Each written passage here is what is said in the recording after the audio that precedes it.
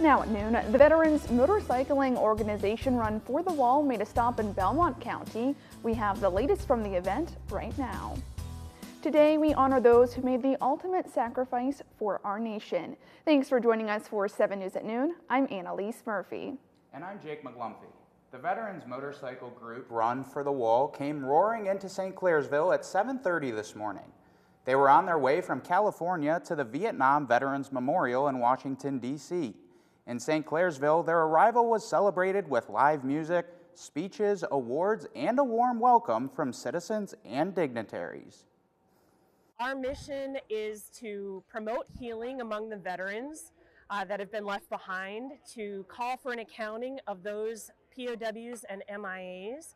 And we're people from all over the country, even Canada, that come together in unity to support this mission.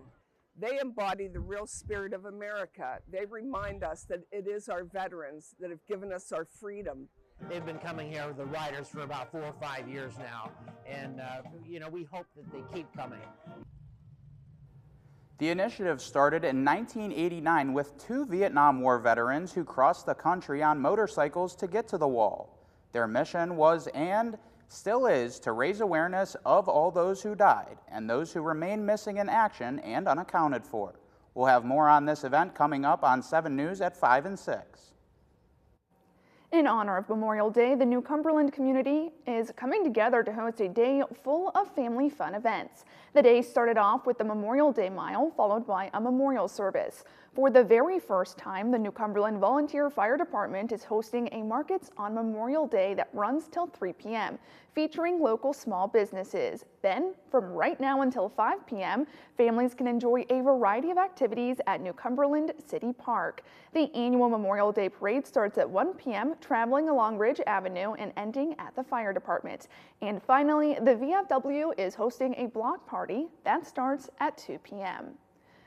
The bad weather is hampering traffic as millions of Americans are traveling home this Memorial Day weekend. 29,000 flights have been delayed since Thursday.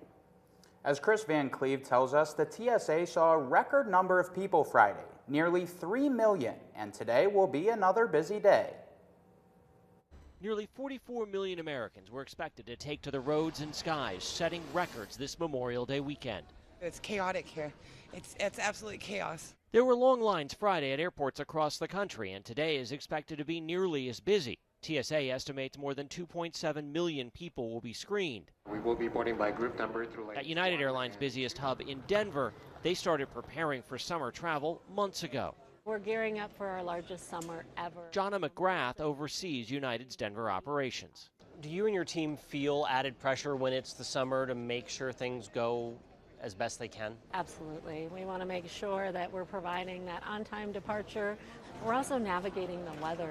So really planning on how we react when things go wrong and making sure we have a great plan to work through the weather issues and get our customers to their destination.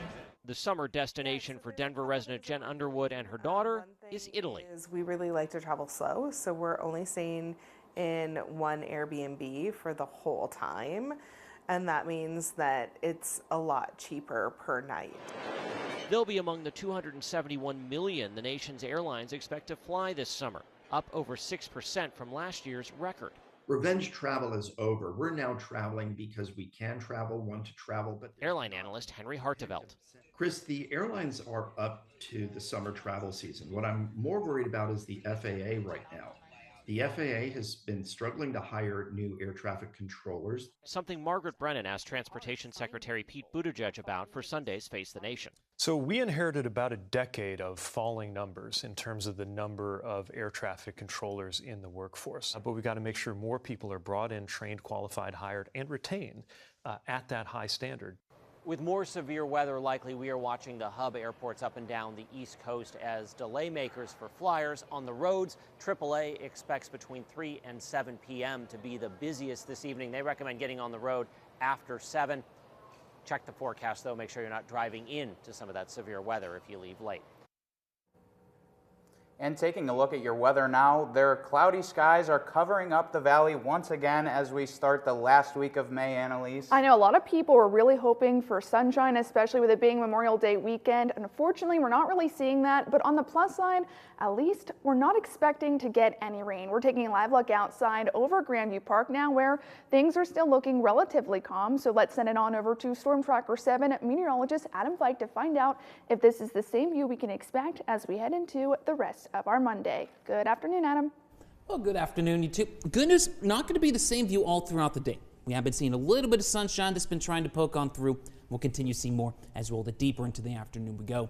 So let's turn our attention to Storm Tracker 7, where it's just mainly clouds following the storms we saw this morning and even overnight last night. You can see a bunch of wind damage reports from storms all across the region as a whole.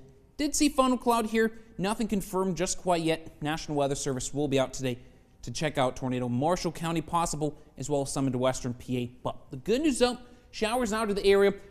I even been watching clearing across Ohio. So the good news, the deeper into the afternoon we go, we'll likely see more sunshine, and that's going to allow temperatures that are right around 70 currently. They'll likely try to get back into the upper 70s, somewhere between 75 and 79 later on this afternoon. But as we continue through the week though, we'll see these cloudy skies turn sunny, so rain chances start the week, and that's going to cool temperatures down just a little bit with high temperatures in the 60s. I'll have a full look at my forecast coming up here in just a couple of minutes, but for now, back to you, Jake. Thanks, Adam. Emergency officials want to remind everyone to be alert for tree branches and utility lines while traveling today. This comes as severe storm damage hit in Marshall and Wetzel counties last night. The NSW in Pittsburgh issued a tornado warning cell at 6:33 p.m. 7 News received reports of downed trees and power lines in southern Marshall County, as well as in the New Martinsville area. Electric crews were working to restore power to the thousands of Marshall and Wetzel County residents affected. All new this noon, the Steubenville Police Department received several reports of vandalism on vehicles on the LaBelle Hilltop. According to officials, the vandalism is believed to have happened sometime Sunday night into Monday morning on Maryland, Pennsylvania, and Oregon Avenues. At this time, officials say it is unknown if the individuals involved were in a vehicle or on foot. Police are asking residents in the area to review their home security cameras and contact the Steubenville Police Department Detective Division at 740-283-6000 extension 2500 with any information.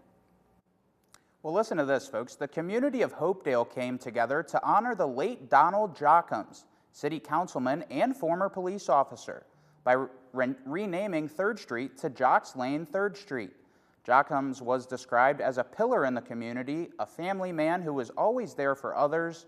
The Oakdale Village Council, alongside VFW, dedicated 3rd Street to Jockums' memory due to the profound impact he had on the people around him. We had them veiled and unveiled them and had a little ceremony here today, read the resolution and the proclamation, and people get a chance and opportunity to tell a story or two about Jock. He's very dedicated, very hardworking, and he's really missed. He did a lot for this community. A memorial service will be held for Donald Jockums at the Hopedale Cemetery today at 12:30 p.m. Oak will be kicked off Memorial Day weekend with their 3rd annual Backyard Barbecue Festival.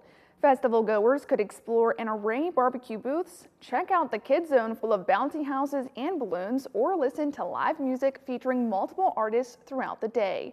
Rodney Haley, Executive Vice President of Operations, says this is a year-long project and a way to see it, and was happy to see it come together this past weekend. Well, 7 News is teaming up with Helping Heroes once again this year for our 2nd annual No One Walks Alone Veteran Suicide Awareness Walk next month. It's on June 15th at West Virginia Northern Community College's Wheeling campus, and all proceeds will benefit Helping Heroes. Check-in and day of registration begins at 9 a.m. Sign-ups are still available on our website, WTRF.com. And we're continuing our annual Senior Salutes, where we honor local high school seniors who are graduating this year. Today we're honoring Tara Bell from Indian Creek High School. Congratulations, Tara. Well, can we expect any rain later this afternoon? Adam has those answers and a full look at your forecast right after the break.